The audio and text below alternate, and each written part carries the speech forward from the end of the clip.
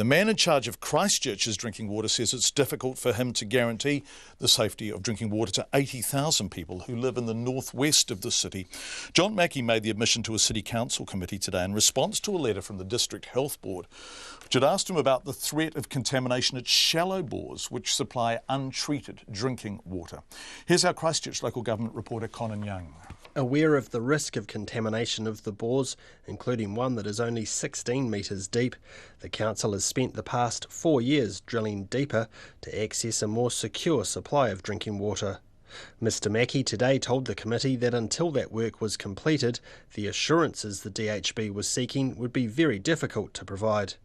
This was because there was an unavoidable 24-hour lag between when the untreated water was tested for contaminants and when the results became available. Until that work is done to take those shallow bores in the northwest out of commission the deep wells, put that extra security around that zone that serves 80,000 people, what is our response to that? So there's a burning question there.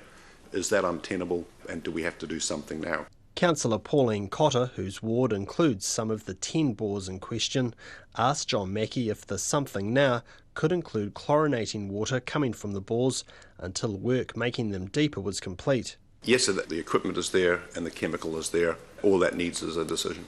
So it seems to me, Mr Chair, that we need to actually receive some further information on the level of risk. And would we also want to engage with those affected people to see if that's the path they wanted to go down? John Mackey mentioned comments from the head of the industry group, Water New Zealand, John Fallett. He said chlorination should be considered nationwide in response to the crisis in Havelock North, where more than a third of its population has been made sick by contaminated water. I think you made the comment in one report that if we were the directors of a company, was that something we would have personal accountability? Is that a risk that we'd be prepared to take? And that's a good point. So it's going to need some deep consideration, some engagement with the community. What is their appetite for taking that next step?